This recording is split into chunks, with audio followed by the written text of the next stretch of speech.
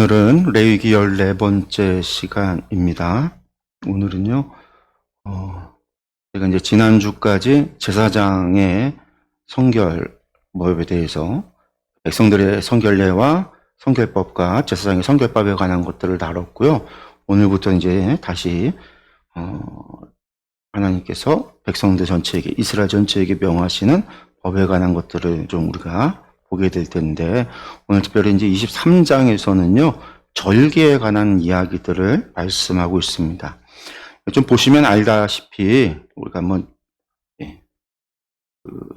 전체 보기를 보시면은요, 전체 보기의 구조들이 대부분 어떻게 되어 있냐면, 백성들에 대한 이야기를 말씀 한번 하시고, 제사장이 지켜야 되는 이야기를 이야기하시고, 백성에 관한 것, 제사장에 관한 것, 번갈아 말씀을 하시거든요. 성결법도 백성의 생활규례, 그리고 제사장의 생활규례, 성결법을 이야기했잖아요. 23장, 24장이 절기와 성막의 관리에 관한 이야기예요. 그러니까 절기에 관한 거는 백성들, 제사장을 포함한 이스라엘 전체가 지켜야 되는 이야기들이죠. 전체에 관한 이야기이다라고 한다면, 성막의 관리라고 하면 이거는 제사장, 레위 지파들이 관리해야 되는 이야기인 거죠. 레위 지파에 대한 이야기입니다. 그래서 계속 번갈아 가면서 이야기가 진행이 돼요. 그러니까 오늘 또 23장은 절기, 이스라엘 전체에 대한 이야기, 이스라엘 백성 전체에 대한 이야기가 오늘 23장의 이야기다라고 보시면 될 것 같습니다.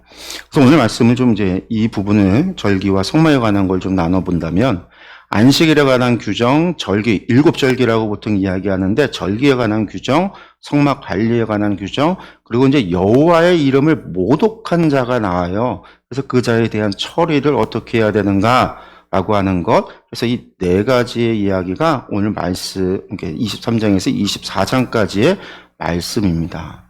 그 가운데 이제 안식일과 절기라고 하는 부분이 이스라엘 백성들 전체가 지켜야 되는 부분이죠. 하나님께서 정해 주신 규례라는 거예요. 그래서 안식일이라고 하는 것은 일주일 단위, 6일이라고 하루를 쉬는 단위잖아요. 그래서 그 안식일이라고 하는 거는 사실은 원래라고 한다면 우리 이제 교회 친다면 6일을 일하고 7번째 날이 쉬는 날이잖아요. 그러니까 시작하는 첫날은 쉬는 날이 아니에요. 그래서 우리식으로 하면 월요일이 첫날이 돼야 되죠. 월요일이 첫날이 되고 주일이 마지막 날이 돼야 되는데, 우리 달력은 어떻게 돼요? 첫날이 주일이잖아요. 주일이 첫날이에요. 그리고 월요일이 둘째 날이고 셋째 날이고. 지금 이제 바뀌었어요. 안식일이 맨 마지막 날이 되어져 있죠. 토요일이 안식일이잖아요. 그러니까 유대력으로 친다면 토요일은 안식일이고 바뀌어져 있죠. 우리가 지키는 이제 주일이 첫날이 된 거죠. 그래서 이제 우리가 이제 주일 예배를 드리면, 그래서 예전에는 좀 헷갈렸어요. 이번 주 하면 주일부터 시작하는 이 내일 월 화 수 이게 이제 이번 주가 되고, 어제까지는 지난주가 되는 건데, 예전에 어릴 때는 항상 주일이 안식 후 안식 6일이라고 주님이 이제 쉬는 날이 끝나는 날이니까 주일이 이번 주에 끝날 같은 거였어요. 어렸을 때 제가.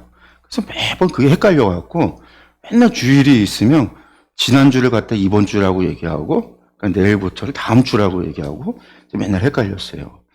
근데 이제 이게 다르다. 그러니까 유대력으로 치면 토요일이 안식일이잖아요.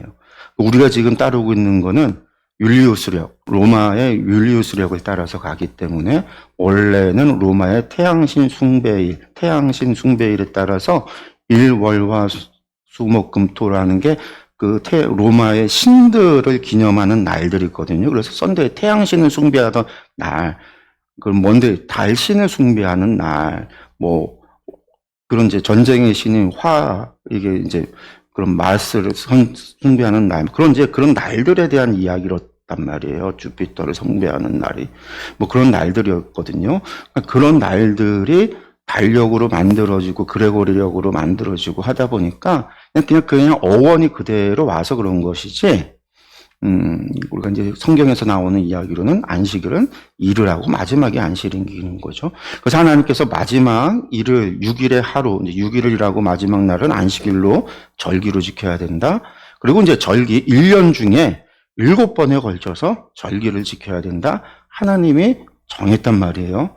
그리고 그것을 왜 정했는가? 우리가 이것에 대해서 좀 고민을 해봐야 되고, 이 절기를 지킨다라고 하는 것의 의미가, 오늘 그러면 우리는 이 절기를 100% 우리도 지켜야 되는가? 아니면 이 절기에는 어떤 목적을 가지고 하나님께서 그 주된 목적이 무엇이었는가? 우리가 이제 이런 것들을 좀 같이 좀 생각해 봐야지 오늘날 우리가 이 절기를 어떻게 대해야 되는지. 왜냐면 우리가 지키는 것도 있고 지키지 않는 것들도 있거든요.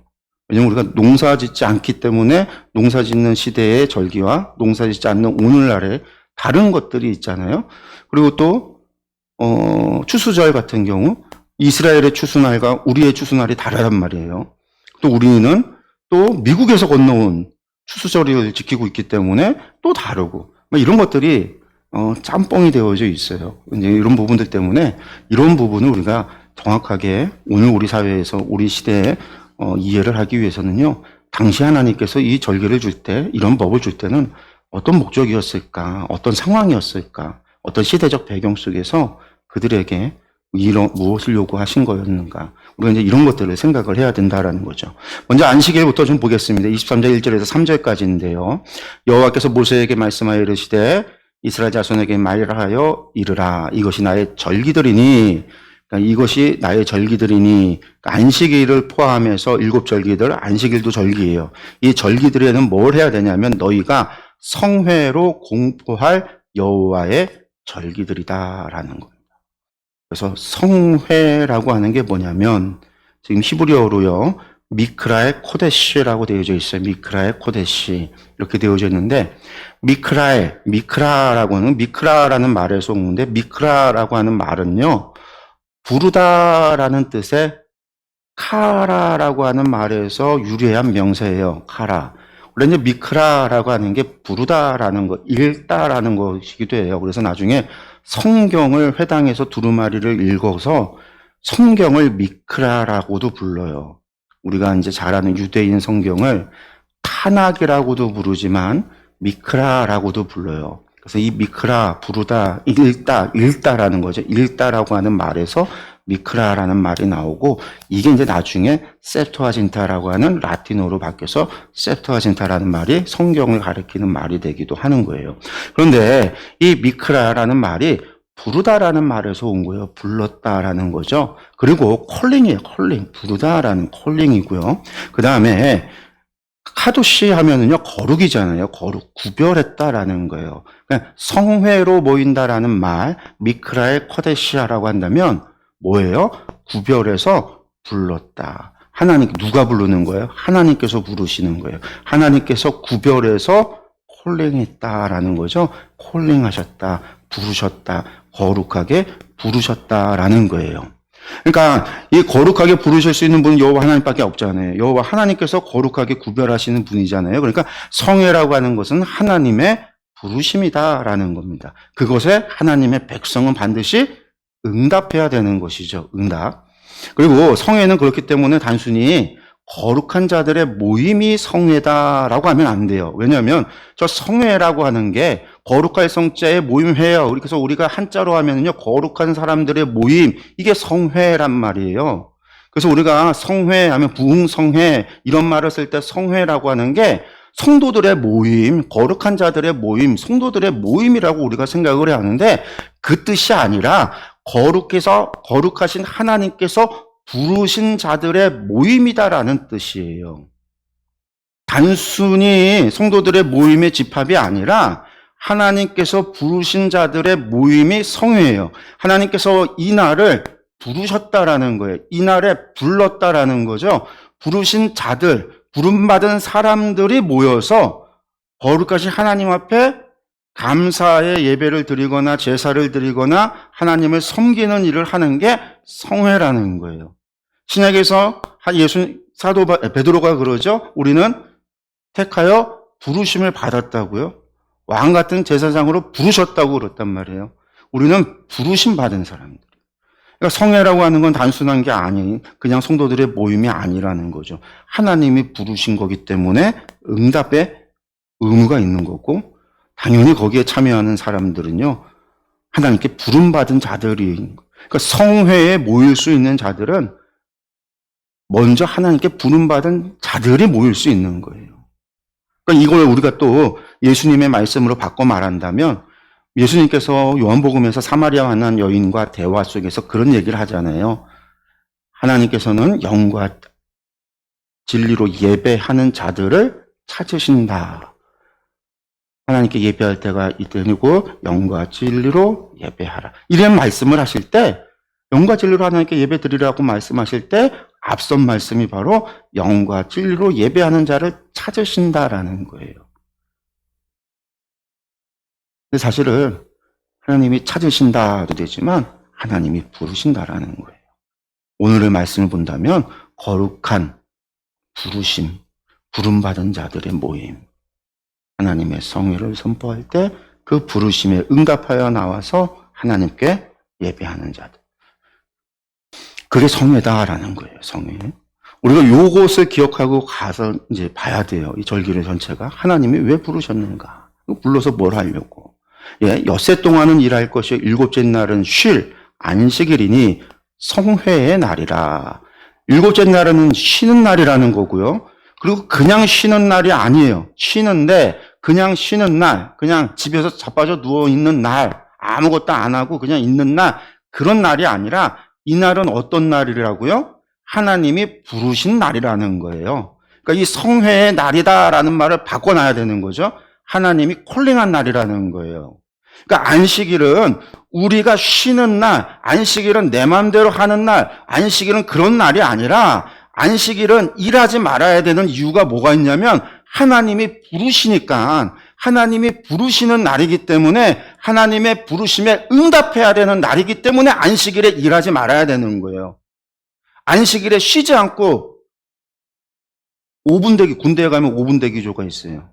5분 대기조처럼 하나님의 부르심에 응답하도록 성회의 날이라는 거예요. 요 말만 바꿔놓으면 안식일이 훨씬 더 이해가 쉬운데 그 의미가 분명해지는데 이걸 갖다가 그냥 성회만 해놓으니까 우리가 모르는 거죠. 아, 이 날 그냥 주일은 그냥 안식일이고 쉬는 날이고 그냥 그런 날인가 보다. 이제 그런 일이 아니라는 거예요. 하나님의 부르신 날이라는 거예요. 하나님께서 우리를 부르신 날이라는 거예요. 6일은 니들이 알아서 너희들의 인생을 살아가는 거죠. 우리가 알아서 우리 인생을 살아가지만 이 마지막 7째 날은요. 하나님이 우리를 부르시는 날이라는 거예요. 우리가 하나님을 섬기는 날이라는 거죠. 너희는 아무 일도 하지 말라. 이는 너희가 거주하는 각처에서 지킬 여호와의 안식일이다. 그러니까 그날은 무슨 날이에요? 나의 안식일이 아니에요. 내가 쉬는 나의 안식일이 아니라 그날은 여호와의 날이에요. 여호와의 안식일이고요. 여호와의 날인 거예요. 여호와께서 우리를 부르시는 날인 거예요. 주인이, 주격이 누구예요? 하나님, 여호와라는 거죠. 그게 안식일이라는 거예요. 두 번째 이제 절기들을 보면은요. 23장 4절에서 44절까지 절기에 관한 이야기들이 나오는데요. 절기를 좀 세보면 7가지가 나옵니다. 유월절, 무교절, 첫 소산을 봉헌하는 날, 칠칠절, 나팔절, 속죄일, 초막절, 그래서 7가지 절기가 나오고 있어요. 저 3번에 첫 소산을 봉헌하는 날, 이게 이제 초실절을 이야기해요. 초실절. 성경을 보면 초실절이 2번이 나와요. 초실절이. 그래서 이 3번도 초실절이라고 부르고 4번도 보면은요. 77절을 오순절이라고도 부르고 맥추절이라고도 부르고 혹은 맥추의 초실절이라고도 부른다. 이렇게 표현을 해야 하는데 초실절이 2번 나온다라는 거예요. 그래서 3, 4번이 다 초실절, 초실절. 이 도대체 왜 2번이나 나와? 생각할 수 있는데 3번에서 드리는 건 보리추수고요. 4번에서 드리는 거는 밀추수예요. 그리고 드리는 제물이 달라요. 3번에서 드리는 거는 무교병으로 하나님 앞에 제사를 드리고 4번은 유교병으로 드리는 초실이에요. 유교병으로 드리는 제사. 구분되어져 있습니다. 목적도 달라요. 상징도 아주 다릅니다. 이런 부분들을 우리가 좀 생각하고 좀 보겠어요. 첫 번째, 위에서 이제 여기 나오는 절기가 7가지이기 때문에 우리가 흔히들 7절기다라고 표현들을 하는 거예요. 7절기를. 근데 크게 본다면은요, 사실은 유대력으로 치면 첫 번째 달과 일곱 번째 달에 6가지 절기가 있는 거고요. 그 중간쯤에 77절 하나가 있는 거예요. 그러니까 첫 번째 달, 일곱 번째 달. 그러니까 1년으로 치면 딱 반년을 기준으로 해서 이렇게 유월절, 무교절, 초실절, 첫소산 드리는 게 있고, 그것도 반년 지나고 나서 나팔절, 속죄일, 초막절이 딱 있는 거예요. 그래서 이제 반을 딱 나눴을 때 1월 달과 일곱 번째 달, 첫 번째 달과 일곱 번째 달로 나눠서 절기가 있다. 그럼 그 이유가 뭘까? 1년 365일을 한 번이 아니라 그 해를 시작할 때, 절기를 시작할 때, 혹은 반년 정도 지났을 때 이런 일들이 있어질 때, 추수가 있어질 때 절기로 모이고, 여기 보면 절기를 모일 때마다 뭘 하라고 명령을 하냐면 성회로 모이라는 이야기를 하세요. 성회로 모여라. 하나님이 부르셨다라는 거죠. 하나님이 부르시는 날들이다. 일하지 말라. 그게 반복되는 거예요. 그날은 일하지 말고 성회로 모여라. 하나님이 부르셨다. 목적이 있는 거예요. 그냥 절기가 아니라 그 절기에 일하지 말고 하나님이 성회, 하나님이 여호와께서 콜링하셨다라는 거는 그걸 통해서 뭘 하라라고 하는 목적이 있기 때문에 부르셨다라는 거죠. 우리가 이제 그런 것들을 염두에 두고 절기들을 좀 봐야 돼요. 6월절부터 좀 보면은요, 4절과 5절, 6월절이 먼저 시작이 됩니다. 이것이 너희가 그 정한 때에 성회로 공포할 여호와의 절기들이니, 성회로 공포할 절기들이다. 그러니까 성회로 공포한다. 아까 말씀드렸습니다. 성회는 바꿔서 하나님이 부르시는 날들로, 우리가 응답해야 되는 날들로, 다른 말로 하나님이 부르시니까 집구석에서 하나님 부르시는데 네 하고 이러면 되겠어요? 안 되죠. 부르시면 하나님 앞으로 가야 되죠. 하나님 앞에 가는 거예요. 하나님 앞에 가려면 어디로 가야 돼요? 성막으로 찾아가야 되고 성전으로 올라가야 되죠. 그래서 이스라엘의 3대 절기에는 성전으로 올라가요. 성전으로. 남성들은 성전으로 올라가요. 1월 달에, 그리고 오순절, 77절에, 그리고 7월 달에. 이게 6월절, 초막절, 그리고 언제예요? 77절, 오순절에 올라가는 거예요. 근데 올라갔을 때 그것만 하는 게 아니라 아까 그랬잖아요. 1월 달에 새 절기가 다 있고 7월 달에 새 절기가 다 있고 있었으니까 절기를 다 지키고 와야 된단 말이에요. 하나님이 부르셨다라는 거. 하나님이 부르시는 날들이다라는 거죠. 그 절기의 첫 번째가 뭐냐? 첫째 달이라는 거. 첫째 달이라는 건 뭐냐면 이스라엘에 있어서 달을 세는 방법에 첫째, 둘째, 셋째, 1, 2, 3, 4. 여러분들 이 시대에는 1, 2, 3, 4라고 하는 아라비아 숫자가 없습니다. 여러분 아라비아 숫자가 없을 때예요. 0이라는 숫자도 없고 1, 2, 3, 4라는 숫자도 없을 때예요. 그러니까 숫자를 무엇인가를 세는 거는요. 기준을 가지고 세는 거예요. 기준을 가지고 센단 말이에요. 유대 사람들은 무엇을 가지고 숫자를 셌냐면, 날짜를 세고 달을 셌냐면 6월절 사건을 가지고 달을 셌어요. 그러니까 출애굽 사건을 기준으로 해서 그들이 출애굽했던 그 달, 하나님께서 6월절을 준비하게 했었던 그 달. 그러니까 그게 무슨 달이냐? 이집트의 음력 달력을 가져다가 유대인들이 사용을 한 거였고, 음력 달력을요. 그 달력에 따라서 그들이 6월절을 지키고 이집트를 이제 떠났던, 출애굽했던 그 달을 첫째 달로 했어요. 그때부터 첫째 달, 둘째 달, 셋째 달 해서 12번째 달이 지나면 어떻게 돼요? 1년이 되잖아요. 그러면 이제 첫째 해가 지나고 둘째 해가 되는 거죠. 둘째 해 다시 첫째 달, 셋째 달. 셋째 해, 첫째 달, 둘째 달, 넷째 달. 그러니까 날짜를 그렇게 계산을 했단 말이에요. 그렇게 불렀어요. 1, 2, 3, 4가 숫자가 없으니까. 그러니까 이 첫째 달이라고 하는 거는 6월절 있는 때를 얘기하는 거구나라고 생각하면 되는 거죠. 이 첫째 달, 19날, 14일 저녁은, 그러니까 음력이라고 했으니까 이 달에는 뭐겠어요? 음력 15일은 언제예요? 원장? 보름이 뜨는 때죠. 보름 뜨는 때죠. 보름이 뜨는 달력이 음력으로 치니까 음력으로 15일은 보름이 되고 다시 이제 넘어가는 때가 되어지는 거니까 달력은 항상 날짜 계산이 되죠. 그 19일 저녁이 되면은요, 그날은 유월절이다라는 거죠.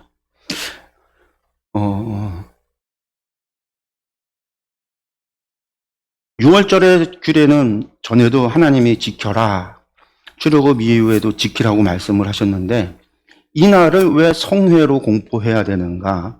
왜 부르셨을까? 6월절 왜 그랬을까요? 다른 게 아니죠. 6월절이고 이 6월절을 지켜야 되는 이유는 다른 게 아니라 모여서 6월절 양을 잡고 양의 음식을 먹으면서 실제로 그들이 출애굽했던 6월절을 다시 한번 뭐해요? 가족들이 모여서 오늘날로 치하면 역할극 같이 해보는 거잖아요. 양을 잡고 자기네들이 그런 걸 해서 음식을 먹으면서 6월절을 보내는 거예요. 왜 그런 거를 하나님께서 하라고 명하셨을까요? 당연히 그 시대에는요, 오늘날 같으면은 6월절 하면은요, 이스라엘 같으면 6월절에 텔레비전을 틀면은요, 하루 종일 어떤 이야기들이 나올까요? 뉴스에서도 6월절 행사에 관한 이야기가 나올 것이고, 영화도 6월절 관련된 영화들이 나올 것이고, 마치 성탄절이 됐을 때 텔레비전에 영화에 예수님 탄생 영화나 뭐 크라이스트 뭐 그런 영화나 뭐 예수님 관련된 영화들이 막 나오는 것처럼 막 그런 것들이 나와서 기념하고 기억할 수 있도록 했을 텐데, 당시에는 그런 게 존재하냐면 아무것도 존재하지 않았단 말이에요. 그런데 이것을 기억을 하고 그것을 통해서 자신들이 하나님에 대해서 알고 기억하고 자녀들에게 가르쳐서 신앙을 전하기 위해서는요, 방법은 한 가지밖에 없어요. 어떻게? 그것에 대해서 내가 자녀들에게 뭐 해주는 거예요?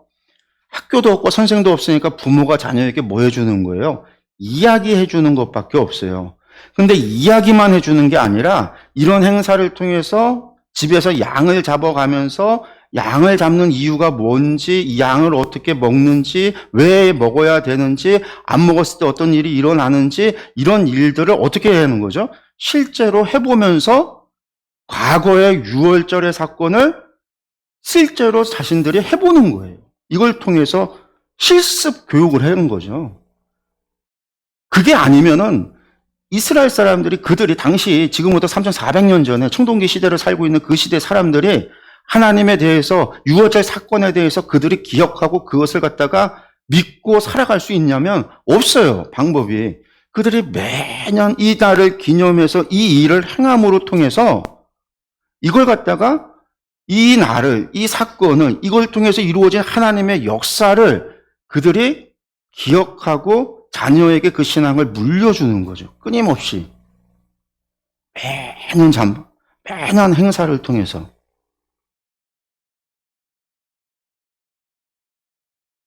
그래서 그 제사를 드리는 거예요. 하나님이 콜링 부르셨어요. 부르셔서 하나님이 뭘 하라고 했냐? 6월절을 지키라는 거예요.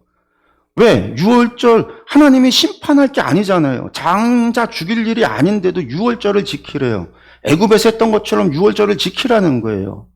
어린 양을 잡아서 그렇게 밤새도록 먹고 태워버리라는 거예요. 남는 거는. 왜 하나님이 6월절을 그렇게 지키라고 했느냐? 목적이 뭐냐라는. 그냥 그날 배불리 먹으라고요? 그게 아니라 그걸 통해서 기념하고 기억하도록. 절기의 첫 번째 목적은 그거예요. 두 번째 볼까요? 또 계속 무교절입니다. 6절에서 8절이 무교절이에요.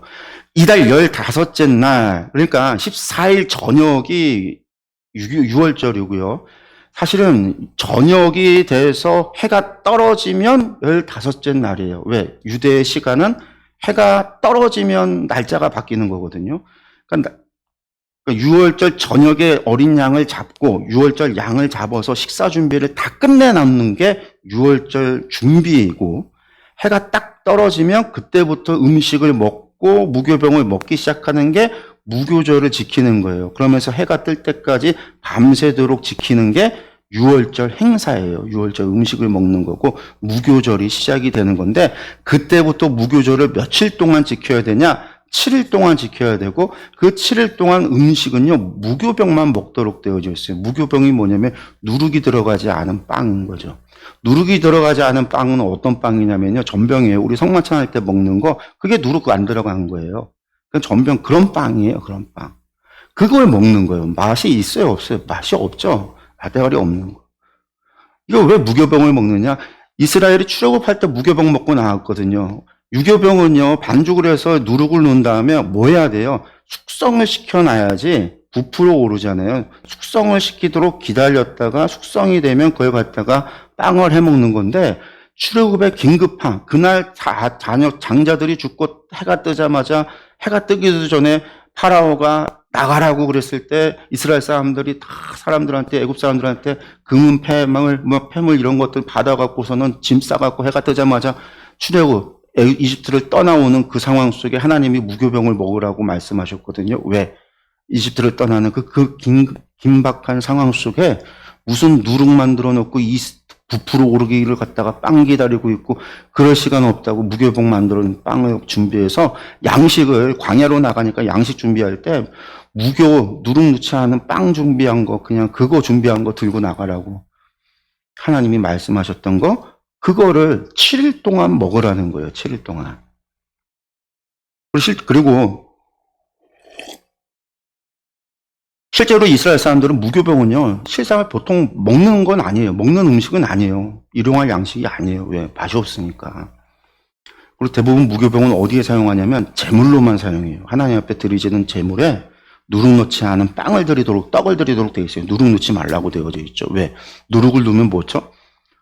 뻥튀기가 되잖아요. 겉은 그렇듯한데 속은 꽉 채워져 있지 않은 공갈빵같이 빈 속에 겉만 번지르르. 그래서 이제 누룩이라고 하는 게 죄의 모습이다, 죄의 상징, 그런 상징을 가지고 있어서 누룩 넣지 않은 거예요. 하나님 앞에 드릴 때는 정결하고 거룩한 걸 드려야 되기 때문에 누룩을 넣지 못하도록 되어져 있는 게 하나님이 정하신 제사법이에요. 그래서 무교병은 어떻게 보면 음식 중에서도 사람들이 평소에 먹는 음식이 아니라 제사용 음식이에요. 근데 이거는 제사장들이 주로 먹어요. 그래서 제사장은 이 맛없는 무교병이 그들의 주 양식이에요. 무교병을 먹고 사는 거죠. 이 7째 날 동안에 7일 동안 이스라엘 사람들은 무교병을 먹으면서 출애굽을 경험해요. 어린애들, 잘 모르는 애들은 찡찡댈 거 아니에요. 엄마 왜 이렇게 맛없는 거, 좀 맛있는 빵 줘, 부드러운 거 줘.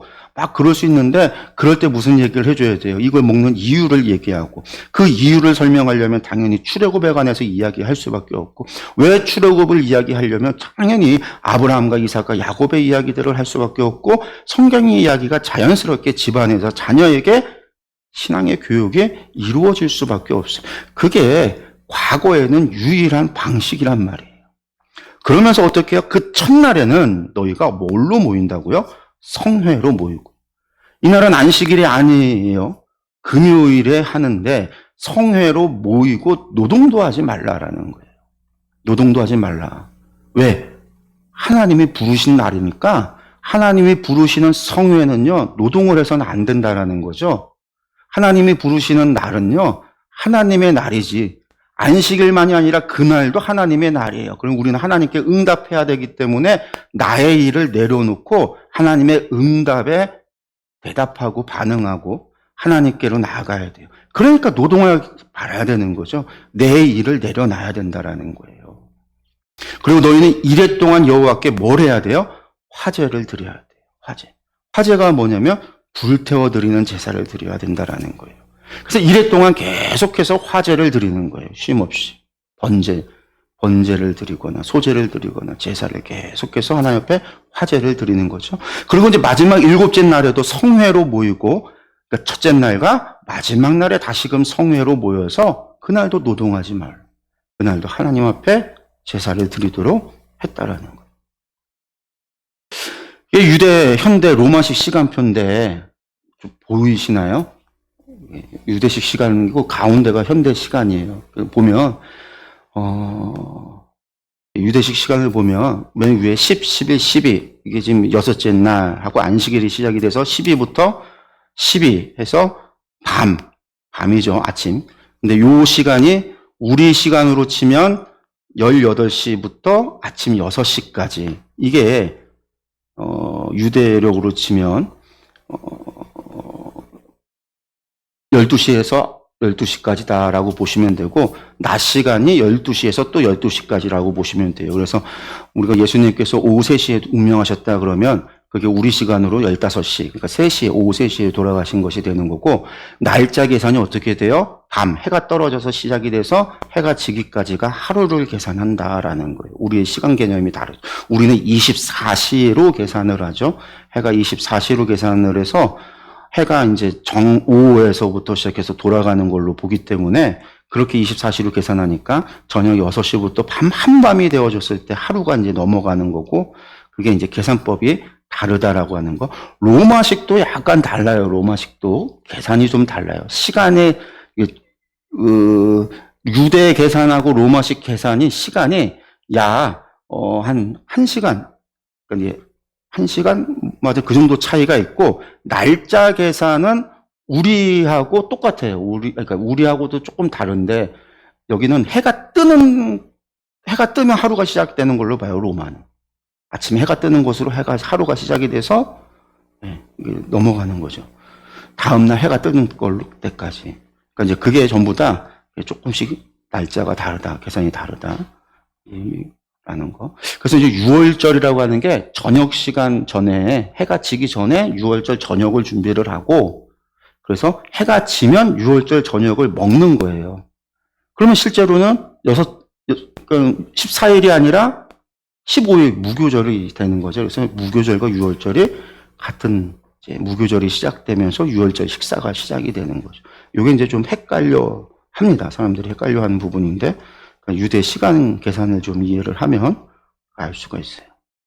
그 다음에 이제 첫 소산을 봉헌하는 날인데, 이것도 이제 무교절 기간에 있습니다. 23절 9절에 14절 보면, 여호와께서 모세에게 말씀하여 이르시되 이스라엘 자손에게 말하여 이르라. 너희는 내가 너희에게 주는 땅에 들어가서, 지금 말고요, 지금 만나를 먹고 살지만 약속의 땅에 들어가서 살면 그때에 뭐예요? 이제는 너희가 수고해서 노동을 해서 곡식을 얻어서 이제 살 거 아니에요. 그러니까 너희의 곡물을 거둘 때 너희의 곡물의 첫 이삭 한 단을, 한 고메르, 이제 이삭 한 단이라는 걸 고메르라고 하는데, 그 이삭 첫 곡물, 첫 추수를 해서 첫 이삭을 베면은요, 그 이삭 한 단을 가지고 제사장에게로 가져가서 어떻게 해요? 제사장은 너희를 위해서 그 단을 여호와 앞에 기쁘게 받으심이 되도록 흔든다라는 거예요.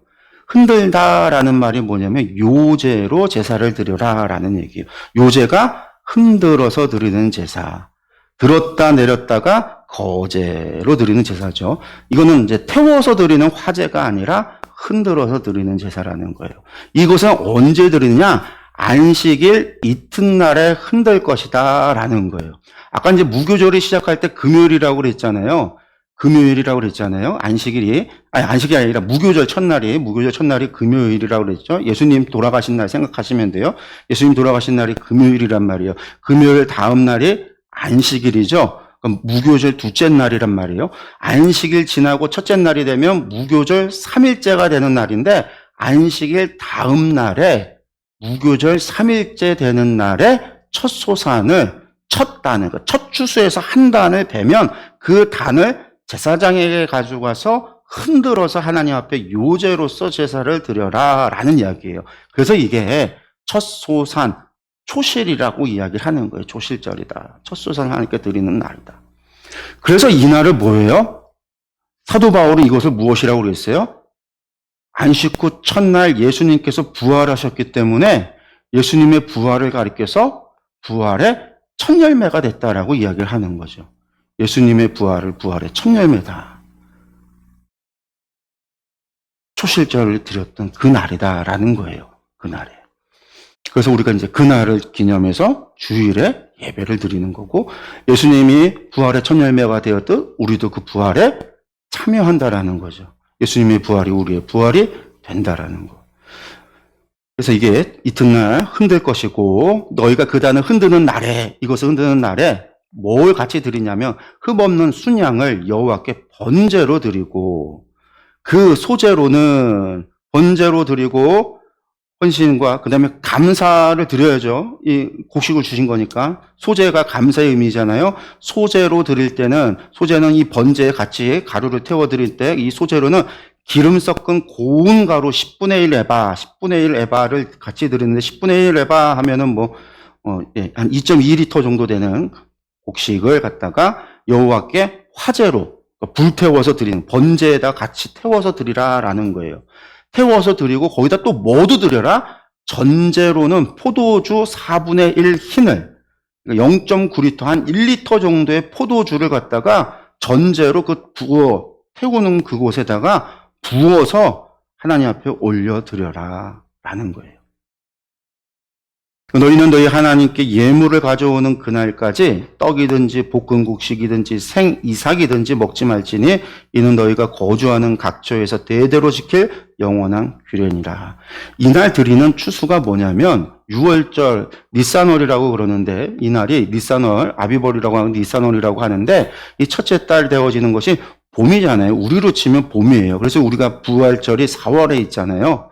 4월이나 보통 3월 말에서 4월, 늦은 때는 4월 말 때 부활절이 있기도 하는데, 이때가 6월절이란 말이에요. 그러니까 음력에 따라서 윤달이 있으면 늦어지기도 하고 땡겨지기도 하고 좀 변동이 있긴 하지만, 요 봄에 나는 게 뭐가 나냐면 보리추수가 나요. 이때 보리가 처음 나는 거예요. 그래서 보리추수를 하면서 보리추수 첫 달 하나님께 제사를 이렇게 드리는데, 14절의 말씀은 이 보리로 추수했을 때 이것을 갖다 하나님 앞에 드리기 전에는 절대로 그 보리로다가 뭘 해서 먹어서는 안 된다? 보리로다가 떡이든지 보리로 빵을 만들어 먹든지, 보리를 볶아서 볶은 곡식으로 먹든지, 이 보리를 생으로 먹든지, 이게 보리를 먹는 당시의 방법이에요.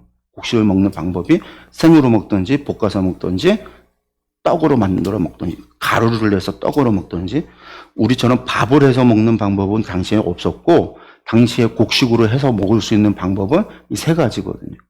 그래서 신약에 보면 제사장들이 그 미리삭단을 갖다가 지나갈 때 안식일날 배고프니까 이삭을 갖다 까갖고선 그냥 입에 넣고선 깨물어 생쌀을 씹어 먹듯이 씹어 먹는 모습이 나오잖아요. 당시에는 먹는 방법이 이 세 가지밖에 없는데, 이거 보리를 얘기를 하는 거예요. 그러니까 하나님 앞에 드리기 전에는 먹지 말아라, 절대로.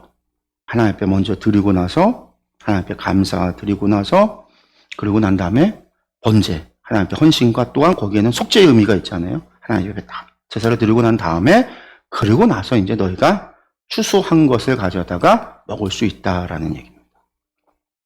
그 다음에 이제 7절이에요. 그때부터 7절인데요. 안식일 이튿날 곧 너희가 요제로 곡식단을 가지고 온 이 초실절 드린 날 있잖아요. 그날부터 세는 거예요. 세는 거. 이걸 한 단을 오메르라고 하는데, 오메르를 계수한다라고 그래요.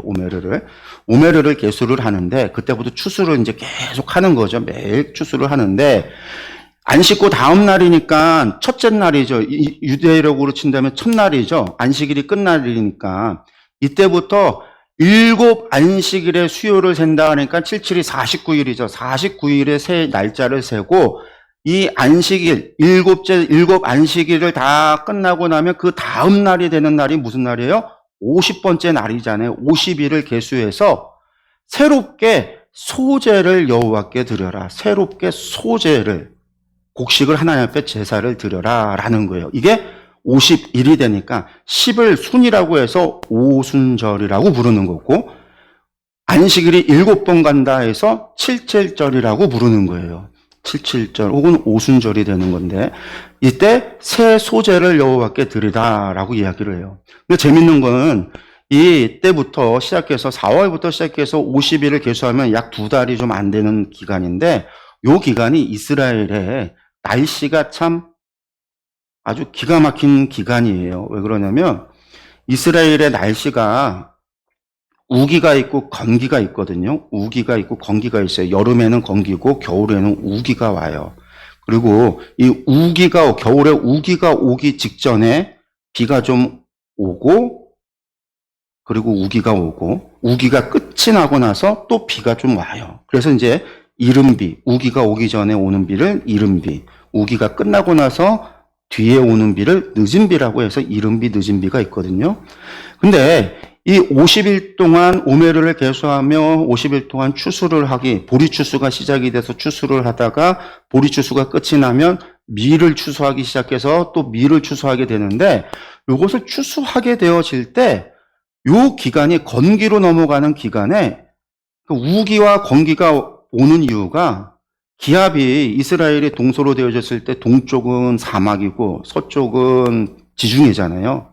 이때에 기압이 불안정하면은요, 비가 이제 그러니까 대에서 오는 기압이 오면 비가 오는 거고, 이쪽 사막에서 기압이 오면 이제 건기가 오는 건데, 비가 안 오는 건데, 이때 이게 지 멋대로예요. 그래서 비가 오기도 하고 비가 안 오기도 하고, 그러니까 날씨가 이 기간이 50일 동안 날씨가 좋아야, 적당한 비와 적당한 날씨가, 맑은 날이 계속 반복이 돼야 이게 곡식이 잘 여물고 추수가 좋은데, 이때 잘못돼서 막 계속 비가 오면, 이스라엘에 비가 오면 막 폭우같이 오기도 하고, 잘못 오면 추수를 못 하기도 하고, 혹은 막 갑자기 더워져서 건기가 막 뜨거운 날씨가 계속 되어지면 추수가 끝나기도 전에 다 말라 죽는 일이 발생하기도 하고, 한 해의 농사가 이 기간에 막 망쳐버릴 수 있거든요.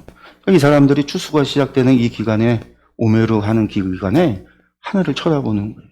날마다 하나님께 기도하면서, 하나님 앞에 추수가 잘 되기를, 좋은 일기를 하나님 앞에 구하기를 계속해서 하루하루를 나를 보면서 그 사람들이 50일을 보내는 거예요.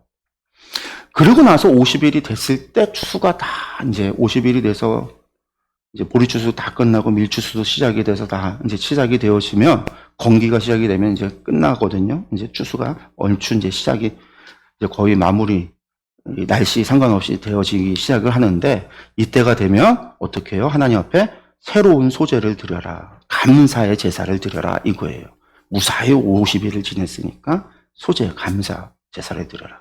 근데 이때는 뭘 드려야? 너희의 초소에서 10분의 2 에바로 만든 떡 2개를 가져다가, 어디서? 너희 처소에서, 너희의 집에서 10분의 2 에바, 10분의 2 에바니까 4.4리터에, 키로로 하면 4.4kg예요. 4.4kg의 곡식으로 빵을 2개를 만들어서 그것을 가져다가 흔드는데, 근데 여기에는 뭘 넣으라고요? 누룩을 넣어서 만들어요. 누룩을 넣은 건 절대로 제사에 사용해서는 안 된다고 했었거든요. 모든 소재에, 모든 제사에 누룩 넣지 못하도록 했어요. 왜? 누룩은 죄의 상징을 가지고 있어서. 근데 여기에서 유일하게 유교병인 거죠. 누룩을 넣어서 부풀어서 그러니까 이스트가 들어가서 부푼 빵, 부드러운 빵, 이 빵을 만들도록 한 거예요.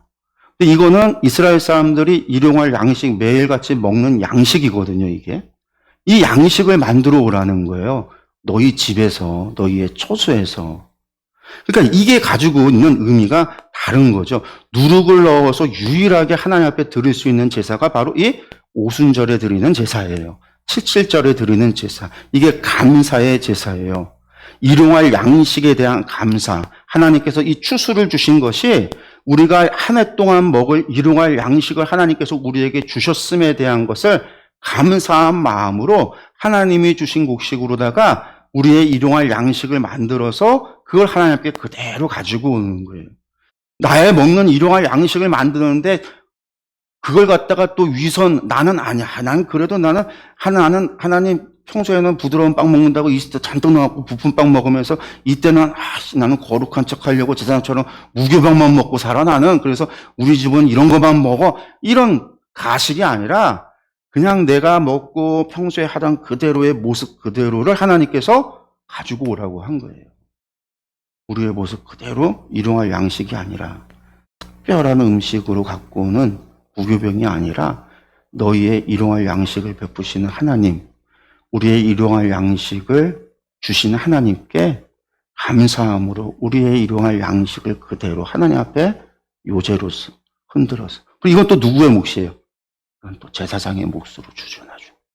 제사장이 무교병만 먹던 사람들이 이날에 부드러운 빵을 먹고 아마 아껴 먹겠죠. 네.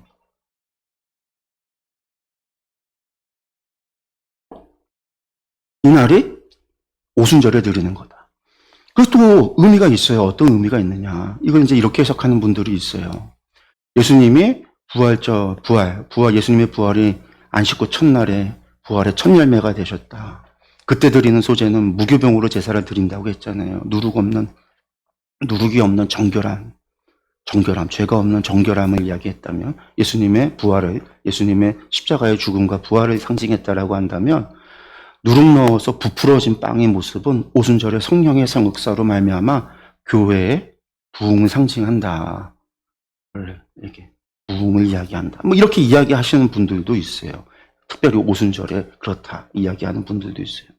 뭐 그거는 끼워 맞추려고 하다 보니까 그렇게 이야기할 수도 있겠지만 그런 의미보다는 우리의 일용할 양식. 그래서 주기도문에서도 우리 일용할 양식을 주시면 하나님 앞에 감사하는 기도를 하잖아요.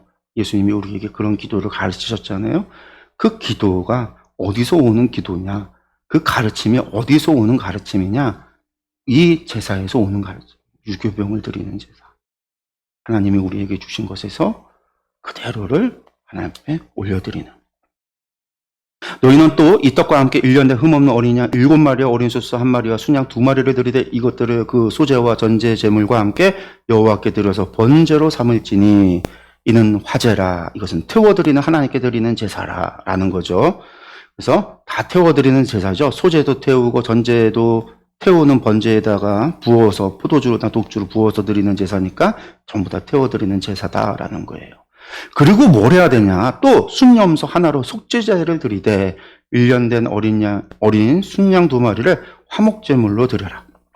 이날에는 뭐가 드릴 게 많아요. 그러니까 하나님 앞에 감사의 제사를 드리는 것뿐만 아니라 무슨 소제도 드려야 돼, 전제도 드려야 돼, 번제를 드려서 하나님께 드리는 화제로서 드리고, 그리고 이날에는 속죄제를 또 따로 드려야 되고 화목제물도 또 드려야 된다라는 거예요. 화목제물도.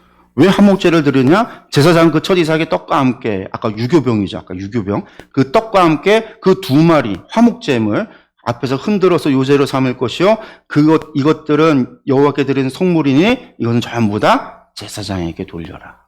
제사장이 몫으로 주기 위해서 화목제를 드리라는 거죠.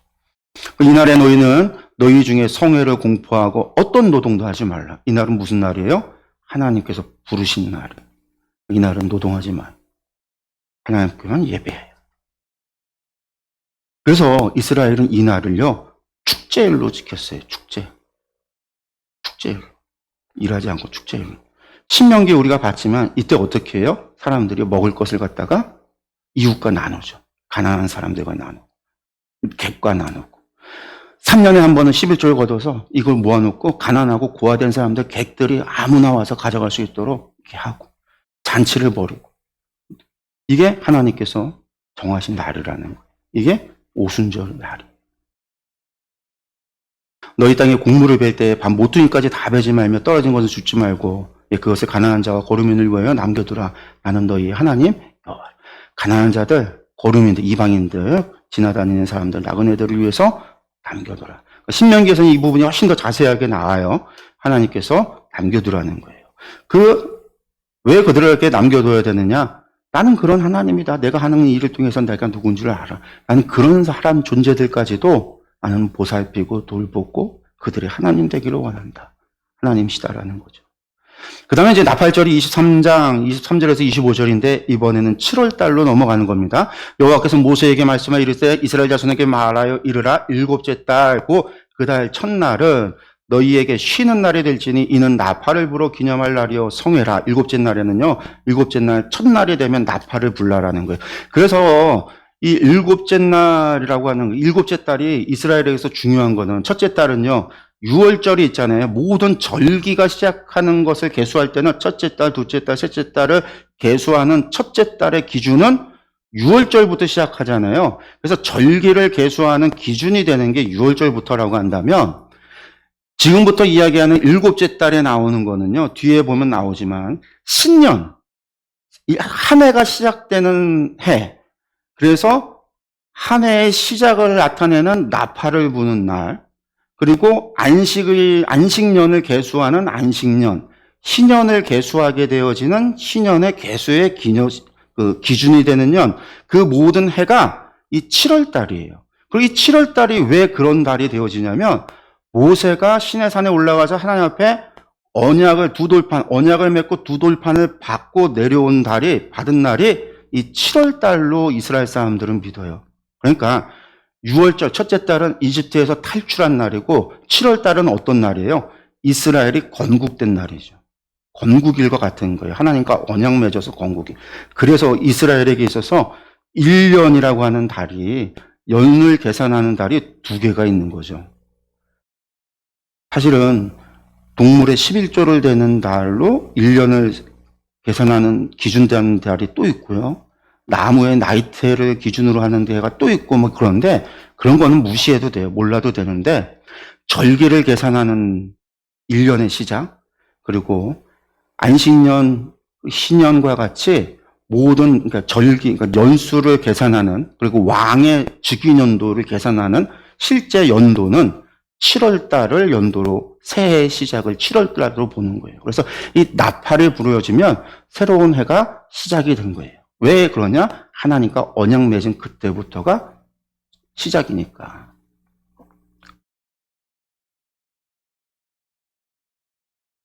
그래서 이날은 더 특별하게 어떻게 해요? 성회로 모이는데 나팔을 불어서 성회로. 어떤 노동도 하지 말고 아예 이날은요, 여호와께 화제를 드리는 날이라는 거죠. 제사를 드리는 날이라. 하나님이 부르시는 날이다. 이날은 아무것도 하지 말고 하나님께로 나와야 돼. 제사하고 나와야 된다. 이날이 나팔절이다라는 겁니다. 그래서 이제 이날은 나팔절이라고 불러요. 그 다음에 이제 23장 26절에 32절에 모세에게 말하죠. 일곱째 날, 그 나팔 불려지고 난 달, 이 일곱째 달이 티시리월이라고 하는데, 이 티시리월부터 열흘날이 10일이 되면은요, 이 10일이 되는 날은 속죄일이 된다라는 거예요. 속죄일이라는 게 대속죄일입니다. 대속죄일. 이때도 성회를 열고, 너희는 성회를 열고 하니까 사람들이 여는 것 같지만 실제로는요, 성회는 하나님의 부르심이라는 거예요.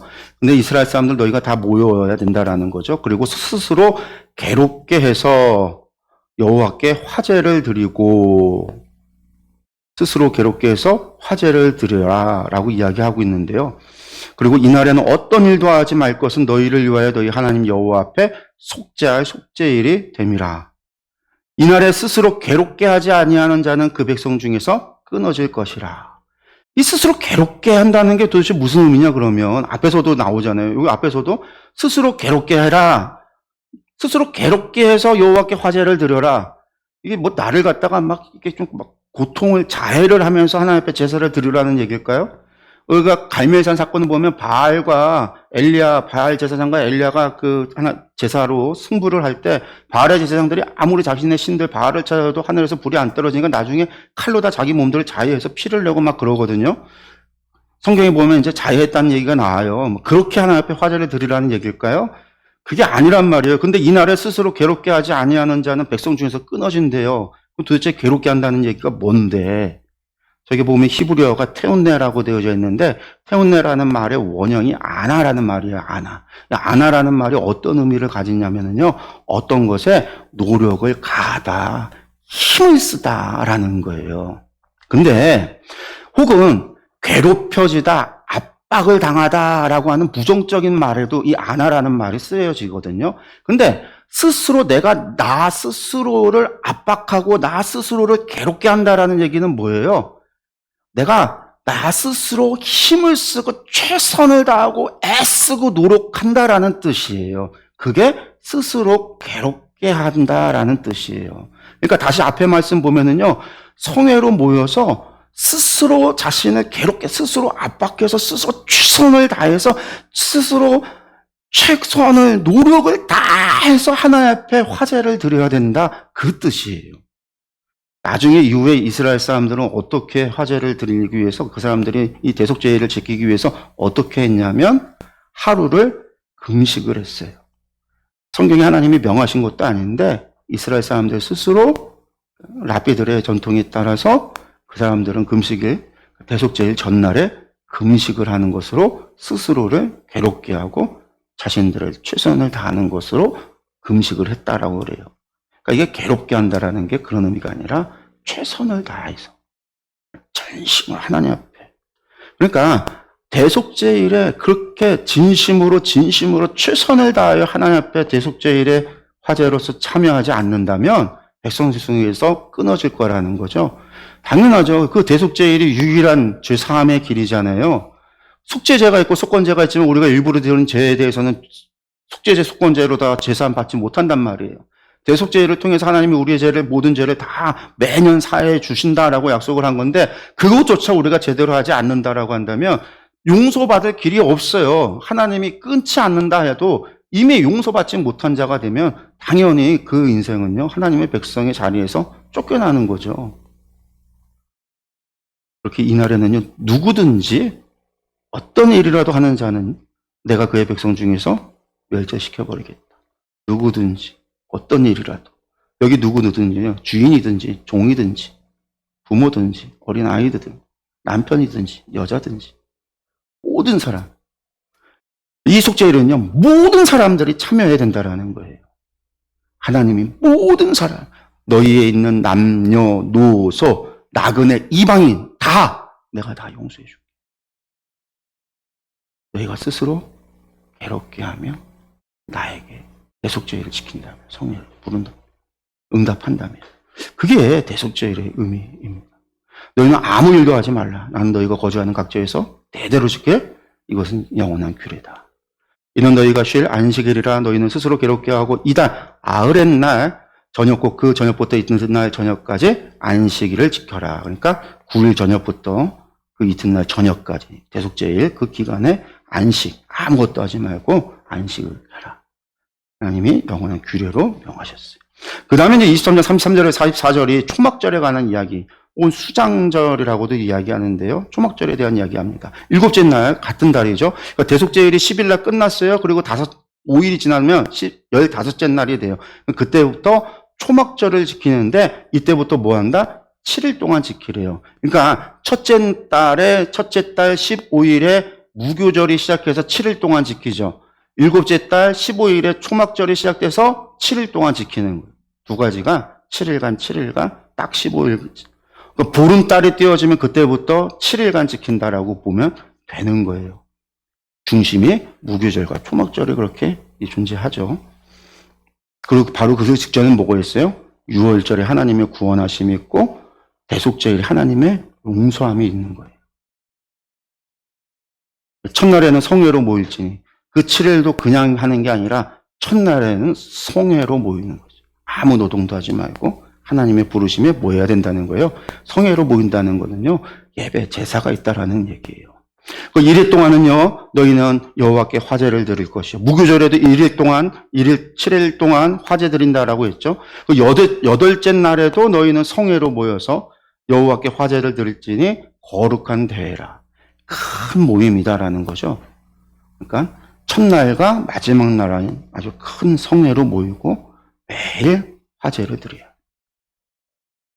제2성전기 시대 후기, 이제 포로 후기 시대 이후로는 요 기간에 이스라엘 사람들은 요 기간에 전도서를 읽었어요. 전도서. 초막절에 전도서를.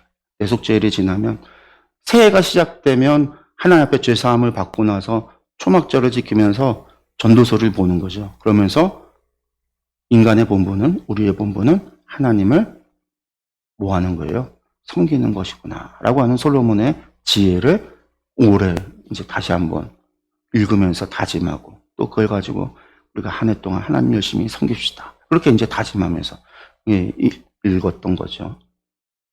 이것들은 여호와의 절기라. 너희는 공포하여 성회를 열고 여호와께 화제를 드릴지니 번제, 소제, 희생제물과 전제. 이게 전부 이제 화제 태워드리는 제사들이죠. 각각 그날에 드릴지니 이는 여호와의 안식일 외에 너희의 헌물 외에 너희의 모든 선 제물 외에 또 너희의 모든 자원제물 외에 너희가 여호와께 드릴 것이라. 그러니까 너희가 안식일 드리는 제물, 너희가 드리기로 했던 헌물이나 혹은 소원제물이나 자원제물이 있으면 그건 그것대로 드리고 이건 이거대로 반드시 초막절에 드려지는 이것들은 이거대로, 절기들에 지키는 거는 절기대로 해야 된다라는 거죠. 그것을 지켜야 된다라는 거. 너희가 토지 소산 거두기를 마치거든 일곱째 달, 15째 달부터 1회 동안 여호와의 절기를 지키되 첫날에도 안식하고 여덟째 날에도 안식할 것이요. 이 토지 소산 거두기라는 게 뭐냐면 초막절 전에 여름 건기가 지나고 과일들을 갖다가 까요. 그것들을 이제 거두는 것이에요. 거두는 거. 그것이 거두기가 맞춰졌을 때를 얘기해요. 그래서 이제 첫날에는 너희가 아름다운 나무 실과와 종려나무 가지와 무성한 나무 가지와 시내버들을 지어요. 너희 하나님 여호와 앞에서 1회 동안 즐거워할 것이라. 이것도 이제 추수가 끝나니까 즐거워하는 축제의 일이죠. 너희는 매년 1회 동안 여호와께 절기를 지킬 것이니 너희 대대의 영원한 규례라. 너희는 7째 달에 이를 지킬지리라. 너희는 이 1회 동안 어디에 거주해야 돼요? 초막에 거주해야 돼요. 왜? 이스라엘에서 난 자는 다 초막에 거주해야 되는데 왜 그러냐? 내가 이스라엘 자손을 애굽 땅에서 인도해 내던 때에 너희가 광야에서 초막 생활했잖아요. 이거를 뭐 하는 거예요? 실습하는 거예요. 체험하는 거죠. 체험해서 뭐 하는 거예요? 경험하는 거예요. 아까 제가 얘기했죠. 6월절 양을 왜 잡아야 돼요? 실습하고 경험하고 경험해서 이 지식을 계속해서 전수하는 거죠. 신앙을 전수의 목적이 있는 거예요. 초막교회 왜 살아야 돼요?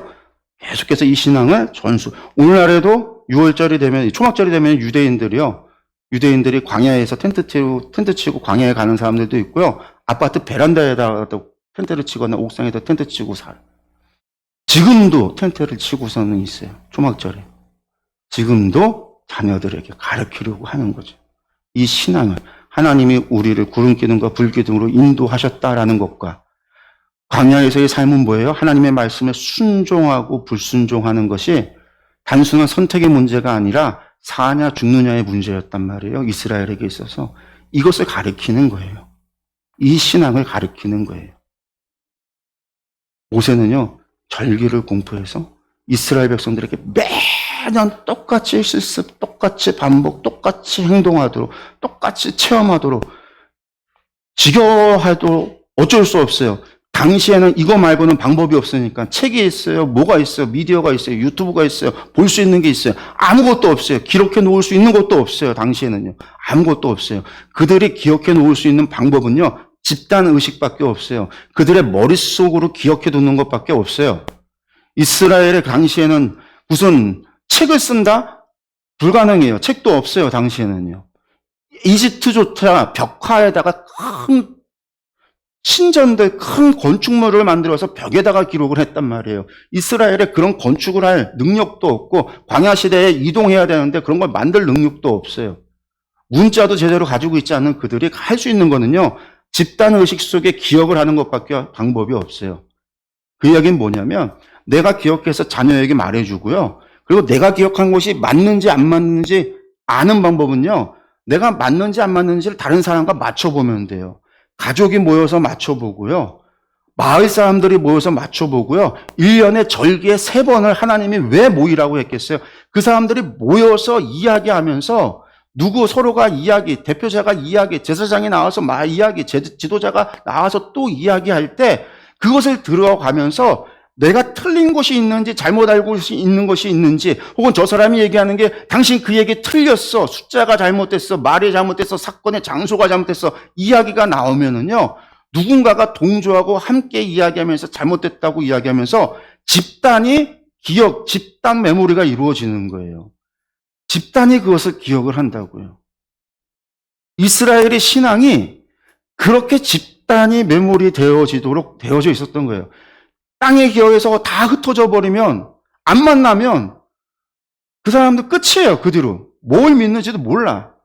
여러분들 중국만 해도 선교사 이제 공산주의가 되고 선교사들 다 쫓겨난 다음에요. 그 뒤에 나중에 중국이 개방돼서 선교사들이 몰래 들어가서 이제 막 선교하기 위해서 들어갔을 때 그 몇십 년밖에 되지 않았던 그 기간 사이에 그 남겨졌던 가정교회 교인들이요.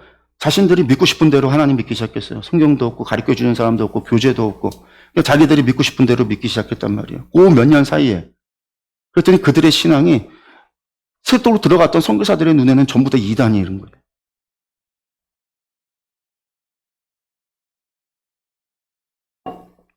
그게 몇십 년 만에 이루어진 사건이에요.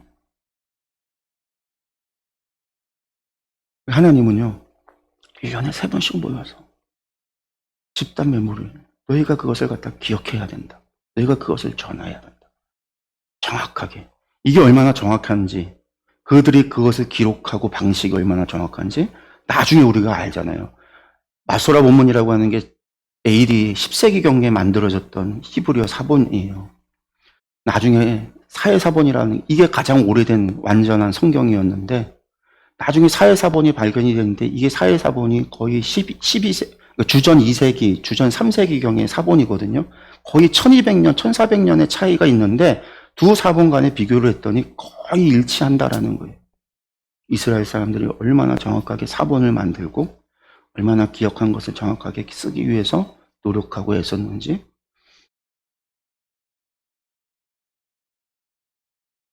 이스라엘이 절기는 단순히 모여서 축제하고 제사하는 것으로 끝나는 게 아니라 그들의 신앙을 지켜서 자녀들에게 전하게 주기 위해서. 그리고 그날은 하나님이 부르시는 성에, 부르시는 콜링하는 날, 주님의 날이라. 그래서 그날에 오직 하나님을 기억하고 가르치고 신앙을 전하는 것. 이게 절기의 목적이다. 이것을 여러분들 기억하셨으면 좋겠습니다. 네. 오늘 저희가 절기 23장 절기에 관한 부분들을 했어요. 이 절기에 관한 것도 했고, 다음에 저희들이 이제 24장 성막 관리에 관한 것, 이제 다시 이제 제사장에 관한 이야기죠. 이런 것들을 보도록 하겠습니다. 절기라고 하는 건 우리가 지키는 것도 있고 지키지 않는 것도 있고, 예수님 십자가에 죽으시고 부활하신 이후에는 우리가 유월절을 지키는 게 아니라 부활절을 지키고, 안식일을 지키는 게 아니라 주님의 날을 지키죠. 우리가 초막절을 지키는 것이 아니라, 우리가 오순절을 지키는 것이 아니라 우리가 감사절을 지키고 있고, 우리가 또 성탄절, 주님의 탄신일을 성탄절로서 지키고 기념하는 거죠. 그리고 그날을 통해서 주님의 오심을 우리가 기억하고 주님의 오심에 대한 신앙을 우리가 가르치는 거잖아요. 주님의 부활의 신앙을 또한 전하고 있는 거고. 그것이 우리가 하는 방식이에요. 그것이 또한 오늘 우리가 절기를 지키는 이야기인 거죠. 우리가 이것들을 좀 기억을 하셨으면 좋겠고, 우리가 잊지 말아야 되는 것은 성회로 모인다라고 하는 것, 하나님이 부르신다라는 것, 우리가 예배에 나오거나 우리가 모임에 나오는 그 모든 것에는 하나님의 부르심의 콜링이 있고, 그것에 대한 우리의 응답의 의무가 있고, 우리는 부르심 받은 성도라는 사실을 우리가 꼭 기억했으면 좋겠습니다. 우리 기도하겠습니다.